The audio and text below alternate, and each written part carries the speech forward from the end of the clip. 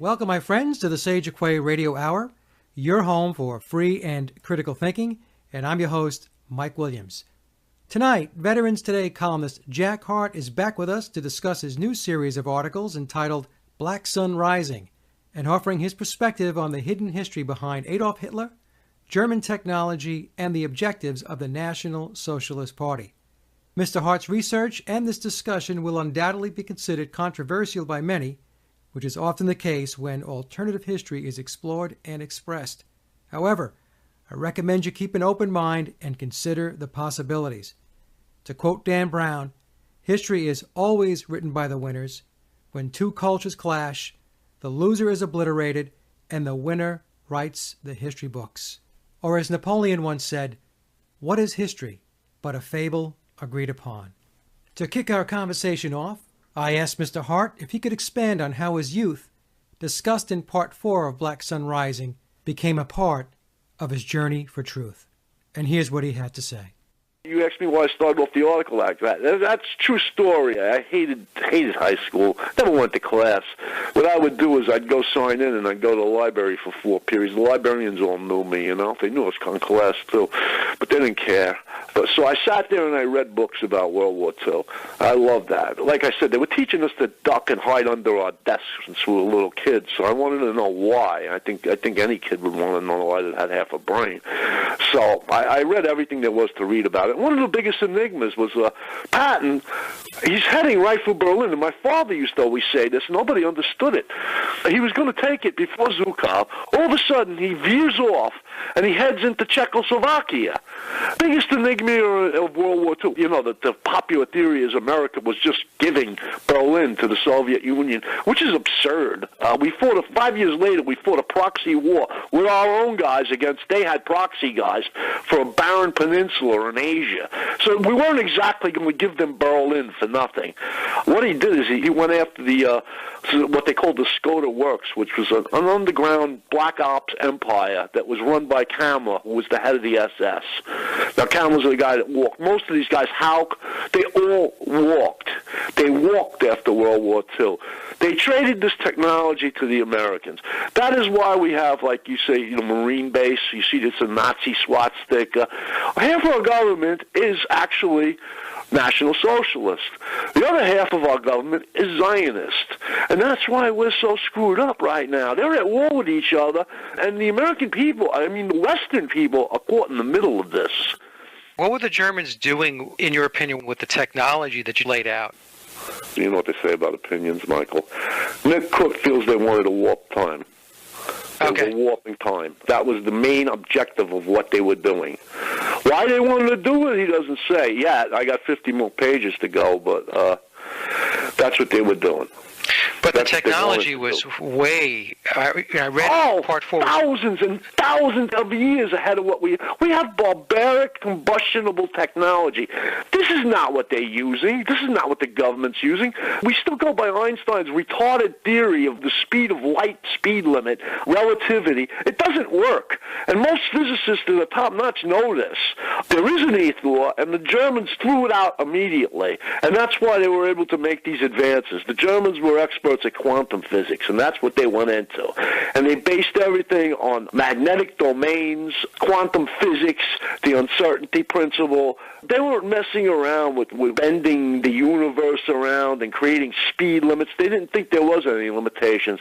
And what they ended up doing is breaking into the next dimension. They called it the green world or the green field. So there's a lot more to this now that I have to go into before I can expound on it any further. It's almost like this is what magic teaches. This is what the Kabbalah teaches. That you can almost make apports and make things materialize out of this afterward. We can make this world anything we want. And this is what Victor Schauberger was working on. That's one of the reasons he died a broken man. The SS was cooperating more with Victor Schauberger than the American government was. The American government ripped the frickin' guy off. They brought him over here in the heart of the... First of all, they interrogated an old man for 9 months. Wouldn't let him talk to anybody. Then when they finally let him go, they dragged him over here, made him sign a whole bunch of papers for this giant Texas corporation that they'll never talk about this technology again. And they stole all his patents. He went back to Germany. He died 5 days later when they finally let him leave. You know, he wanted to give this to man. We can have actually a paradise on earth with this technology. What happened is the government ended up taking it and using it for their own nefarious purposes. So the next time everybody's lined up getting gas, or that Fox or CNN drones on about the price of gas, remember the government doesn't use gas. They're using electromagnetic trams. All these flying saucers people are seeing in these V-shaped class, those are theirs. Those are theirs. They've been making them since 1950. But even before that, the Germans started experimenting with them, had them off the ground. That's one of the reasons Patton veered off like that. Those things were captured. Government's been working on those for 50 years. They talk about the nuclear bomb like it's a big secret. That was not the big secret. The big secret was this technology. Talking about the technology, the vast majority is earthbound technology. It's not from Oz. It's not ETs. I shouldn't say Oz because they ain't going to let you or me take a ride, but it's our government's. Yeah, I know. Let's knock on Obama's door and ask him to take a spin in the spacecraft, you know. Not that he may not even know about it, but it's these other guys in the Pentagon, in the industrial arms business, and in the military industry that know about these things. There's these security clearances they use doesn't even include presidents. I believe Eisenhower knew what they were doing because he told them that he was going to send troops into that Area 51 if they didn't tell him. And they had to tell him. And I think he told Kennedy, which is the reason Kennedy got shot, because Kennedy was going to tell everybody. That's about it. Since then, they've had nothing but puppets in there, except for the Bushes, of course, who one of the principal orchestrators of all this. Not W. W is just, I don't know what he does, but his father was, picture W thinking about quantum physics, right? He's got a Heisenberg coloring book. Well, do you think the Germans then, this is interesting because it's sounding like you believe the Germans were engaged in the development of this advanced technology not for purposes of war, but it's sounding like you think it's possible that they were developing it for more humane or... Yes. And the British Empire more or less declared war on them in 1933. We will go into the economics of it all. They wanted to get off the gold standard. They wanted to create a barter system.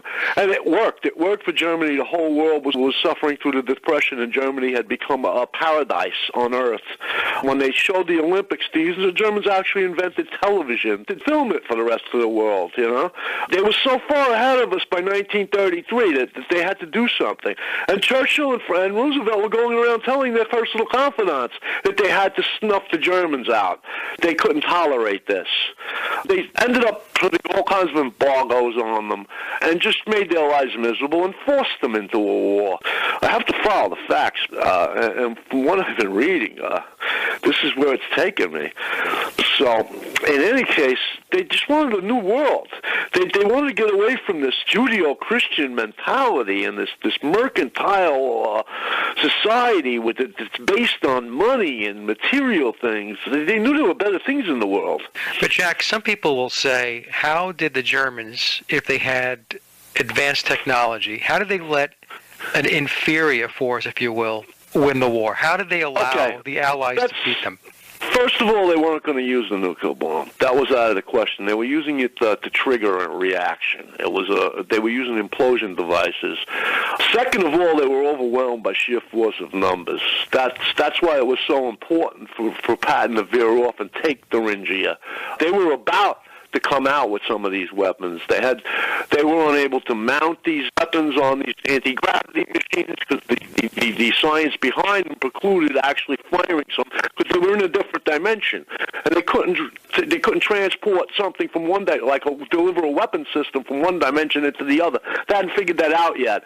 There was a lot of reasons, but most of all, they were overwhelmed by force of numbers. I mean, I read somewhere one of the German books or newspaper said that that the Allies told them that if they used anything like that they were going to put 15,000 planes over from North Africa and gas bomb or use poison gas all over Germany, which that would have wiped them out.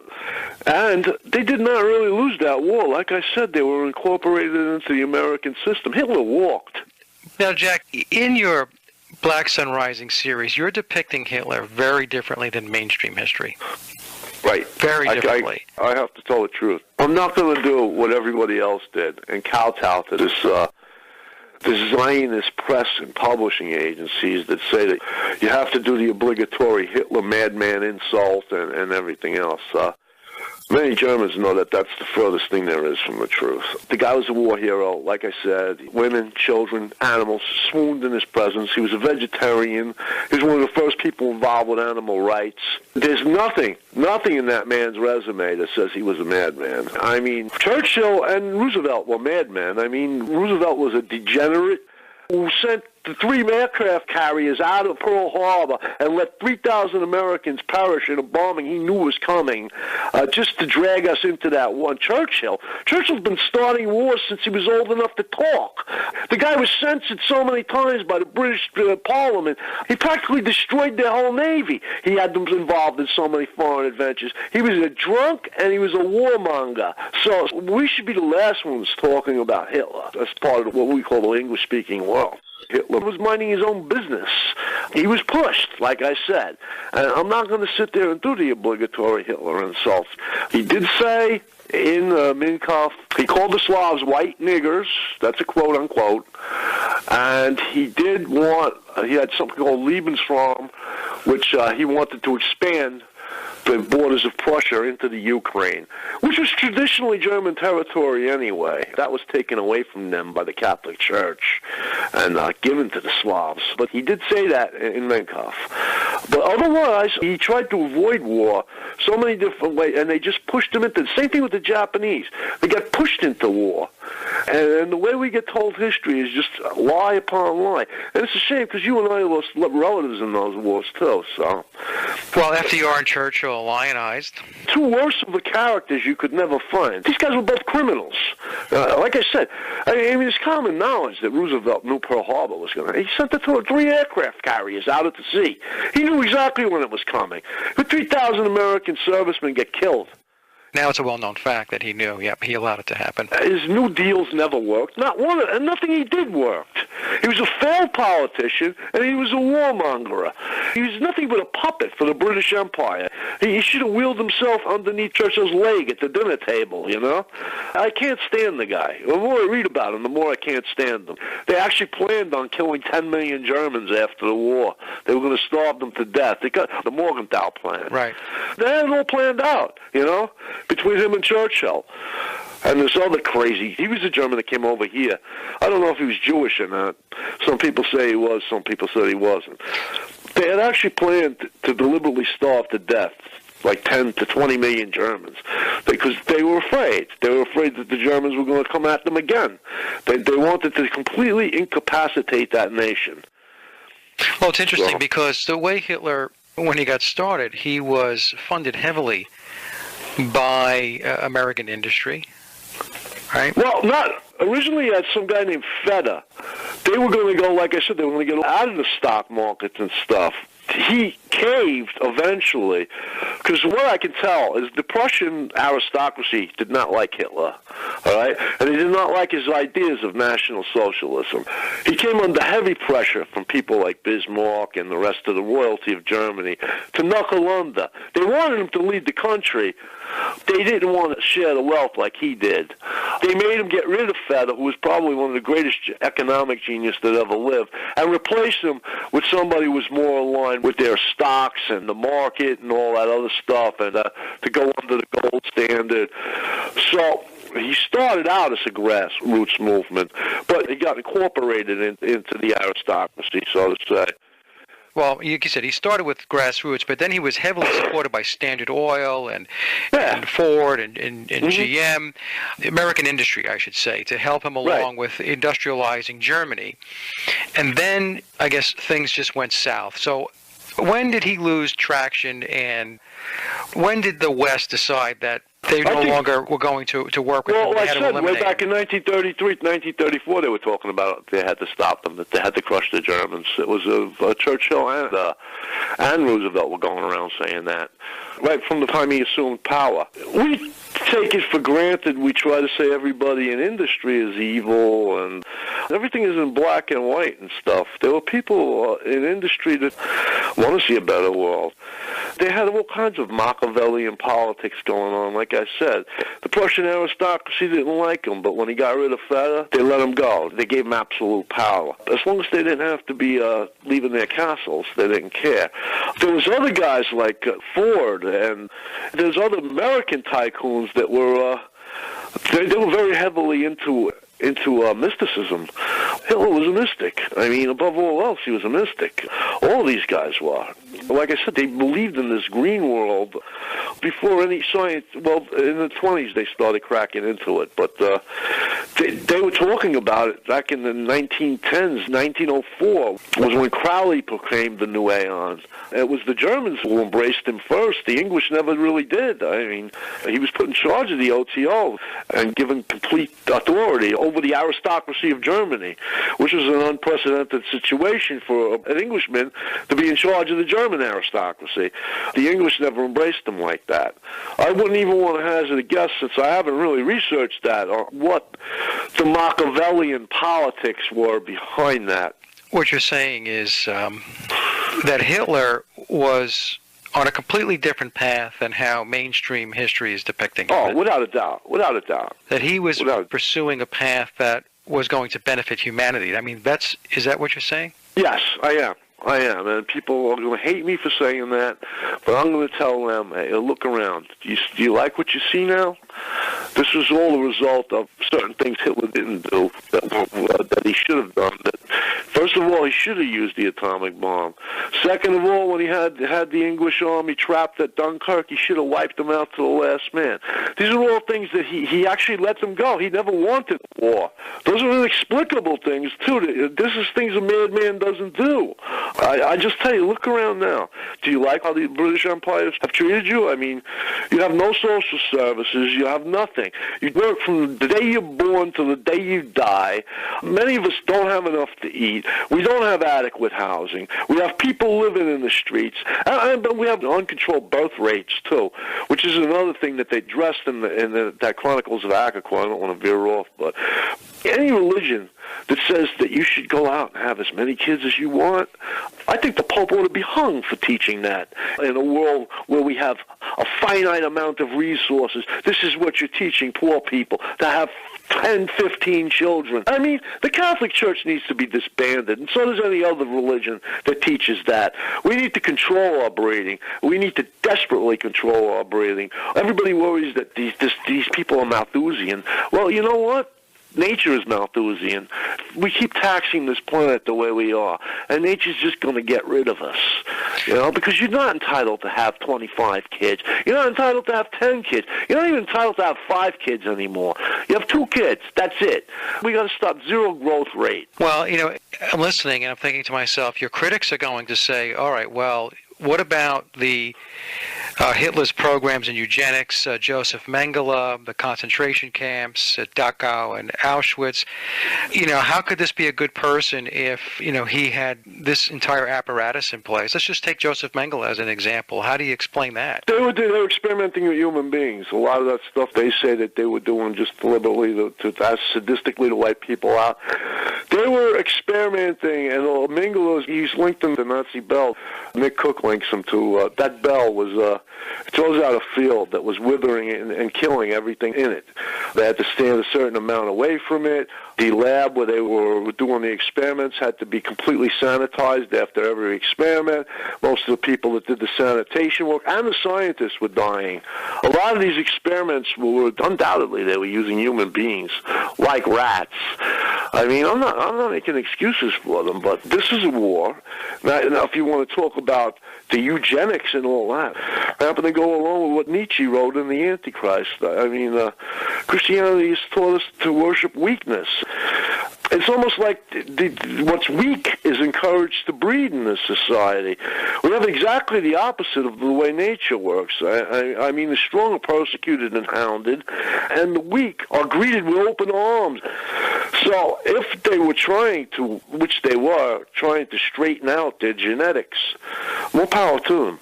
I have nothing against that. I think if you can have healthy kids, I think the government should help, which is what the Germans were doing. You had a certain allotment after, I think it was, it worked on 25% for the first kid you had. And when you had 4 healthy kids, they would pay 100% of your bills. You had incentives for breeding. And if you had unhealthy children, then they wanted you neutered. You know what? Take a walk through Walmart and see if you really disagree so much with that policy anymore. Yeah, it's just that it's cuts so across the grain with what people have been. It cuts across the grain of Christian morality, of pallid Judeo-Christian morality. Yes, it does. The main objective of Judeo-Christian morality is to control the people. And what better way to control the people than to make them weak? I mean, sheep and cattle are not bred to be magnificent beasts in the field, are they? And that's basically what Judeo-Christianity does to its soul. Well, yeah, no, I'm not going to argue that institutionalized religion, I mean, its whole purpose is to control people. It's and to breed a weaker person. And to tell you that life gets good when you're dead. Yeah, everything will be fine. You mentioned the Nazi bell, and I'm sure there's going to be listeners that will not understand what that is. What was the Nazi bell? Well, they better start understanding, Michael, because this is technology and this is the real world. They need to stop watching Dancing with the Stars. They need to turn their goddamn football games off. And they need to understand what exactly went on in World War II and where we went from there. Because when they look up in the sky and they see those V-shaped lights in the sky, that's not an hallucination. It's not swamp gas. It was what the people that are ruling you are doing. And all you are basically now is a slave to pay for them to do that. And this technology was never invented to be used that way, which is why National Socialism had to be crushed. It was meant to be shared with everybody. It wasn't meant for a certain elitist group to utilize, which is what we have now. So National Socialism was going to use this for the benefit of mankind. All of mankind. That's why you say, like, well, why were they doing this, euthanizing? Because they didn't want to carry along dead weight, I guess. But everybody was going to be a part of it. It wasn't for just a certain elitist group. We can call it aristocracy. We can call it... You call it cabal, globalists. You can call it whatever you want. The Illuminati. Yeah. You're saying what they did was they commandeered that technology, and now they're using it for their own benefit. Hid it for 50 years. Anybody who tells you the government can't take a secret is very naive. And keep whatever secret they want to keep. And they did it pretty brilliantly with this campaign of ridiculing people who see UFOs. I mean, there was millions of witnesses to these things. And scientists sit there, and these guys who want to call themselves scientists and actually go along with this without ever having researched it. Well, certain people did research it, and what happened is it really happened. It all really happened. We as people need to seize control of our own destiny. I don't want W controlling my destiny. I don't have no confidence in that guy. I know these people like the Bilderbergs, and I see genetic defects. They're the ones you want to talk about euthanizing people? Well, you could euthanize all the Rockefellers. You could start with them. They're nobody to be telling anybody what to do. You know, these are not the people you want leading. Yeah, no, I was going to say the biggest defect that they have is they just completely lack empathy. You know, they're all psychopathic by nature. They lack empathy because they've never had to struggle for a thing in their life. How can they have empathy? They've never done anything. They're all draft dodgers. None of them have ever seen combat, and yet they want to start wars all over the world. And in the old days, at least when you had an aristocracy, they went at the front of the army. You know, you'd see a lot less wars if they had to go charging in first. Or if they had to put their kids on the line. Yeah, or if well, I'm saying, their children, you know. The prince was the guy who led the battle, you know? Right. Now, they're hiding on controlling the price of commodities and figuring out how they're going to make more money off of this war. This is why you see such a cavalier attitude about starting wars here, starting wars there. Yeah, well, show me some of the people that are on the front lines that are starting and profiting off of these wars. There's none of them. None of them. And you say they have no empathy. They have no empathy because they never had to struggle in their lives. That's what Menkauf means, by the way, my struggle. Right. That's what it means in German. If you struggle, then you have empathy for others who struggle. If you have everything handed to you on a silver platter, then you're going to be a cold reptilian bastard. That's just the way it is. It's human nature. Now, talking about the struggle, Jack, what's going on in this country, in the military, in the government, in the institutions? We talked before about there's a struggle, there's a battle going on. The good guys versus the bad guys, to make it overly simplistic. That's really, it is being overly simplistic, too, because, well, I don't see anything good about Zionism. Like you can tell, I see a lot of good about National Socialism, but I certainly don't see any good in the Bushes, if they're the leaders. So... Well, that's where I have the question marks, right, is if the Bushes are supposed to be, the current-day National Socialists, well, the whole picture looks very bleak. Because it is bleak. It is bleak, but there's other people involved in this that aren't going along with the script, so... Yeah, that was going to be my question. So some people aren't going along with the script, but I don't know. I don't even know if you can answer this question. I'll just throw this out there as more as a rhetorical question, but is it too far gone? No, I don't think it'll ever be too far gone. Yogi Berra said it ain't over till it's over. Like I tell you, you guys are all making a lot of headway. I mean, we couldn't have talked about this 20 years ago. Come on, everybody just laugh at it and scoff at it, Or we get relegated to the worst of the worst, the New Age movement, So... Well, we put a couple of videos up of Mark Passio, who talks about the New Age movement and says how the New Age movement is just total bullshit, and it keeps people, essentially, it makes them compliant.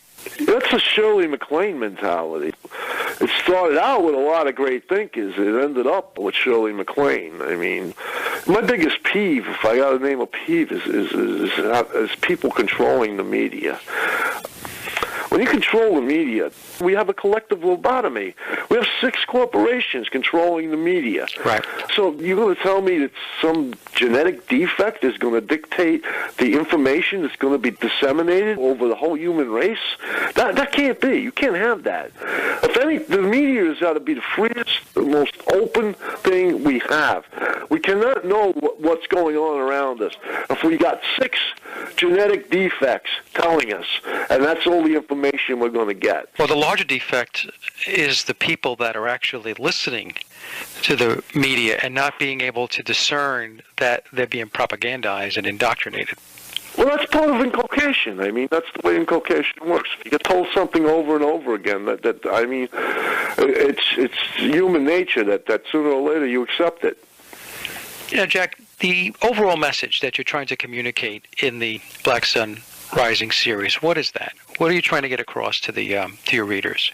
Like I said, this is the future of the human race. You better turn off the TV set.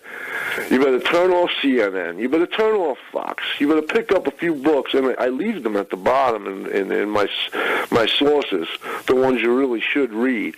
One is Nick Cook's Hunt for 0 Point. The other is Kendrick's book. These books are on the Internet. Turn on the Internet and read the book, and see what the facts are. This is your fate. I mean, these people are playing around with technologies that can make men into gods. People need to seize control of their own destiny, and the way they're going to do that is first find out what's really going on. Introduce yourself to reality. The hurdle is going to be, with your series, as we mentioned before, is for people to get over the paradigm that Hitler was a madman. Yes, it's a very difficult hurdle to get over. I mean, it was inculcated into me. Like I said, we lost family in that war against them, and we were told since the day we were born that this is a crazy guy that wanted to control the whole world, and the German people were mad, and they just suddenly went from being the smartest and most educated people in the world to wanting to enslave the human race. Yeah, we've been fed all that stuff, but take a look at the facts for yourself. I mean, 90% of us have been taught to read. That's a great thing. We have a high literacy rate. Go out and don't read what they tell you to read. Go out and find old books. A lot of old books will tell you more if you look between the lines than the new stuff. Because, like, if you see stuff like Wikipedia, I told some of my commenters, as they write, they change it. And I know they do, They do. Yeah, no, I've seen it before. They go back over links. If I use information I got from them, I'll go back and look, and it's gone. They rewrite it. So that's what you're looking at when you're dealing with new stuff. It's strictly censored. So get yourself some old books and see who's saying what. And then look at the technology. Look at what's surfaced. That was another thing I wrote in Black Sun Rising. When the Soviet Union fell, they relaxed their grip a bit on this stuff, and a lot of it got released to the public that you would have never seen if the Cold War had stood. So there's a lot of stuff available that came out of Freedom of Information Acts and taped telephone calls and who said what to who. So it's available. It's available. And see what the technology really is. You would see that Einstein's theory of relativity, that was made invalid in 1964 by Bell's theorem and the non-locality of matter. The Germans never accepted it. They didn't accept it from day one. Einstein was a plagiarizer. It was looked at as a joke by the German scientists. We're told that, the Jewish scientists leaving Germany, that put Germany at a disadvantage. No, it didn't. It put them at a distinct advantage because the Jewish scientists all accepted Einstein. And they got expelled from Germany. They didn't leave of their own accord. They were left out of the loop. The only one that was invited into the loop was Niels Bohr by Heisenberg, but he didn't accept. It's not about relativity. It's about quantum physics. That's where the human race is going. Yeah, that's just another piece of information and history that is going to be very difficult for people to come to grips with, right? Because Einstein is put out there as, right, as the great genius. Meanwhile, this guy plagiarized almost everything he said. I told you, he was looked at as a joke. He never even worked on the Manhattan Project. After they incinerated all those women and children, and by the way, a military target that was not a military target, for no other reason than to just do it, he came out and took bows for it, like he did this. He was the champion of the Manhattan Project. Never did a bit of work on it. You're talking about when they dropped the bombs? Yes, right, in okay. Hiroshima. Yep. Yeah. Which was just out of pure spite. I don't know why they did that. I know Japan was close to making their own.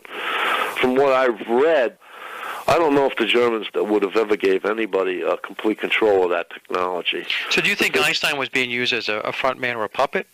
Yes. Oh, without a doubt. Without a doubt. That's what I called him, the designated genius, for the Zionist empire. He's their face, He's a good actor.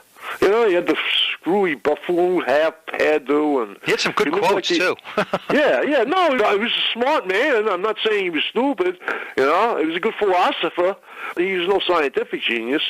I mean, they used to give him thought experiments, the Copenhagen school. And even Boers, who was Jewish, laughed at him, too, by the way. He was head of the Copenhagen school, Niels Bohr. But they'd give him thought experiments, and he never could solve them, and they'd make it public. And then they'd laugh at him in private and call him a buffoon, Heisenberg and Bohr. He never could actually get the first precept of quantum physics, which is, if the cat in the box thing, is if there's nobody to see the moon, if there's no observer, then that moon doesn't exist. We make reality. It's human perception that makes reality. There's no time, distance, and it's all an invention of our own minds. That goes back to the slit experiment, right? Right, the slit experiment, quantum entanglement. You can read about these things. They're not that hard to understand. I mean, in the slit experiment, particles, when they run them through a slit, they'll come out on the wall. They will react based upon observation. Right, the observation. First, they'll show up as particles, okay? There'll be a random pattern on the wall that will show a particle displacement of these neutrinos. Then they'll show up as a wave when they run them through two slits. Okay, now, is it a wave or is it a particle? Now we take an instrument that's small enough or delicate enough to actually observe these particles. Now they go back to particles. Right. Okay, now we don't have a wave effect no more. This same thing happens with quantum entanglement. What they'll do is, like, electrons can be emitted from an atom, okay? Each electron will have a spin, like if one is positive, the other will be negative. Now, they separate them, okay? Now, this spin continues. They've done it up to 100 miles away from each other. If they insert an instrument that's delicate enough to see why they are continuing their spin as if they were attached to each other, breaks down. they call it the wave collapses, and they go back to random spins. Well, you cover a lot of this in your part 4. I think it was in part 3 I went into that. Part 3, okay, because you did a lot of research into other technologies like nuclear. Yeah. Well, the part 4 I had to do a crash course in nuclear technology. It was really. I was never really that interested in nuclear technology. I found it pretty fascinating when I got into it, but because these guys weren't just looking to create an explosion. What they were trying to do was to trigger a reaction. I'll get into that later on because I really don't understand at all what they were trying to do. But like I said, they were trying all the time. Their research wasn't geared towards making an explosion, really. So. What's been the response, Jack, to your articles? I mean, I keep going back to this because it really is a paradigm shift, a massive paradigm shift for people to read a series which is essentially saying, look, what you've been taught about Hitler, what you've been taught about Nazi Germany, what you've been taught about National Socialism is completely bogus. It's not the truth. I mean, essentially, that's what it's saying. So, and correct me if I'm wrong, but what has been the response? Have you been getting a lot of flack, a lot of support? Like I said, I'm surprised that I get as little flack as I do. Almost all of it has been positive. I've got the Trishans that tell me I'm going to burn in hell forever, a few of them. I've had a couple of Jewish people defriend me, and they don't want to talk to me no more. But it's been surprisingly positive. It's been interesting. I think a lot of people, Michael, know something's going on. That they, it's like that song by Bob Dylan, Mr. Jones, something's going on here, and they understand that, Well, it goes back to what you said before, which was, really right on the money. Do you like what you see, what's going on right now? That's what I got to tell them. I mean, do you look around you? Is this what you want? Is this what you want for your children? I mean, probably human beings have the worst life they've ever led on this planet, except for maybe in the feudal system when the Catholic Church was burning people alive for practicing home remedies. I mean, but we're almost back to that already, Well, we are back to that, except, they don't have to burn people anymore. Now they're just denying medical treatment, yeah. Now it's all done through technology, yeah. Right? But I agree. I mean, I look at what's going on today, and it's just a total mess. And, when I try to explain it to some people, they look at me and they tell me, that I worry too much, that I'm a conspiracy theorist, I'm a tinfoil hat wearer, because I'm pointing out, hey, things are completely upside down. We are living in a completely dysfunctional world. And, some people, they think it's perfectly normal. They accept it. Well, they're getting to be a smaller and smaller minority. You know why? Because, I said this 20 years ago when I started really going into researching this and stuff. Everybody was eating fine. The backyard barbecues were going. I mean, the economy collapsed in 2008. And what we have now is a larger and larger disenfranchised group of people. And everything is no longer fine for them. Again, we can go back to Bob Dylan again. How does it feel to be like a rolling stone, Yeah. Nobody's ever taught you to live out on the street now. You better get used to it, And they're looking around and saying, why am I out on the street? I mean, the jobs have been exported to India and China. The manufacturing's long since left this country. And there's really no way to make a living or for your children to make a living anymore. It's really sad, right? I mean, I look back to when you and I were younger, and I took a look at... Everything was bright, and future was rosy, and you had all those moonshot pictures up all over your house, and I think you were going to be an astronaut or a famous baseball player. Yeah, that didn't pan out. You were going to break Babe Ruth's home. You didn't know whether you wanted to walk on the moon or break Babe Ruth's home run record, I remember. Yeah. But you don't have that anymore. It's really very dismal. I mean, you take a look at the youth today, and... what are you going to tell your kid? I mean, yeah, you can grow up and be a loan officer collector for a bank. Well, you can work in Applebee's. You can be a supervisor at Applebee's. It is sad. You can call all women up at 8 o'clock in the morning and tell them they owe you $20 on a credit card, It's a great great career choices we got for you, you know?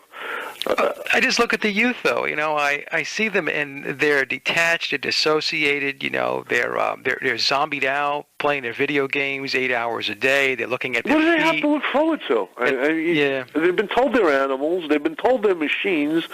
They've never been told the truth. They could be gods, you know? They've never been told that. Yeah. And that's what this technology bears out. It bears out the same thing that's been taught in mysticism for thousands and thousands of years. But we hold the key to our own prison. I find mysticism absolutely fascinating, and I do a lot of research. That's what happened is the science bore it all out. You know? Yeah. What we know from what we read, you know, we're not apes, and, you know, civilization didn't arise 5,000 years ago in the Suma Valley. It was there. Civilizations have been far, maybe more advanced than this. I mean, there was pyramids on Mars, there's faces, there's sphinxes, they've probably traveled to other planets. They use different technology. They didn't use this combustion technology we have now. They didn't have a speed limit on how fast you could go. They didn't have all these obstacles, they call themselves scientists, I call them priests for false religion, that they've placed in front of people. Yeah. So, and mysticism ignored them. They ignored them for years. I mean, the only obstacle they had in mysticism was the Catholic Church, who was burning them alive. They didn't like what they said. Well, you look at somebody even like Manly P. Hall. They vilify Manly P. Hall, and I've read a lot of Manly P. Hall's work, and I can't find any issue with what Manly P. Hall is teaching and what he talked about as a mystic. But you see what goes on in society. They say that he was an evil man. Oh, so they do the same thing with Aleister Crowley, and then you ask them, well, where? What did he do? When did he sodomize these young boys? When was he a black magician? He wrote in England. He wrote a series of articles condemning black magic. This is just that they vilify these people. Oh, Gurdjieff, another brilliant man. If you read Wikipedia, he's a quack, you know? No, the Nazis accepted these men as prophets. I got to break myself for that, because it's National Socialists accepted these men as prophets. And these men were not German, by the way. Like I said, Crowley was an Englishman, Gurdjieff was a Slav, but they accepted, I think Guido List was the only German out of them all. They accepted these men as prophets, and they embraced their teachings. And they scientifically proved them. Yeah. So they blended this mysticism with their science. And that's why they leapt light years ahead. Everything you see before you is a product of the lasers, the transistors, is a product of World War II technology and patents taken from Germany, from the National Socialists. You know? I do hope that, as you said before, that we are reaching people and that the tide is turning. I really do. I want to be very optimistic about the future of humanity, and I hope we get there. Well, all I can say is we just got to keep it up, you know. Right. That's what I said on my blog too. You know, I get all these emails from these people. Who's this? Who's account somewhere? And who's this? You know, why don't you start talking to each other? You know, I keep confidentiality. If somebody wants to send me an email, I would never say who's who and who said what to me, but, you know, maybe you should come out of the closet and start talking openly, you know. You need to start talking to each other. Right. Well, that's what I see, too. A lot of times people will talk through me. They want me to be their mouthpiece. They want me... Exactly. Yeah, right. Yeah. You should say this. You should say, no. I'm just... What I'm doing is I'm scouring links. I got a team of people that speak German that work with me, and I'm trying to just give people facts. That's why I said I'm not going to venture any opinions on anything. Right. You know, the closest you're ever going to come from opinions on me is the interviews you do with me. Like I had opinions tonight, you know. But that's how conversations go. You generally get more animated in a conversation. But this is the closest I'm ever going to come to an opinion. Now, in my writings, I try to stay far, far away from opinions. I just try to give you facts. You know, I'm not going to use links from a Mary Poppins book to prove my point, and I'm just going to give you, historical facts that can't be refuted. And you make up your own mind, you know? Well, I mean, you're doing great work. all of your articles are just very mind-provoking. They make people think. To get out of the paradigms. And as soon as somebody starts reading, whether it be Black Sun Rising or any of your other articles, the reader takes a step back and says, "Let me just try to digest what's being said here," because it does. It cuts across what people have been taught since the day they were born. And it does. It takes a certain amount of getting used to or adjusting to be able to open up and say, okay, let me just understand this perspective. But it's very, very good work. Thank you. That's the best I can do for now. Yeah. All right, Jack. Well, I think we reached the end of our interview. Okay, I'm going to go eat dinner. All right, go eat dinner, and I'll have you back on the show. Thank you, Michael. And that concludes our discussion with Mr. Jack Hart. I hope you enjoyed it as much as I did. And as always, I would like to thank everyone for listening, and thank you for your support in visiting the blog, sageofquay.com. And please check out my album, Leaving Dystopia, at laboroflovemusic.com.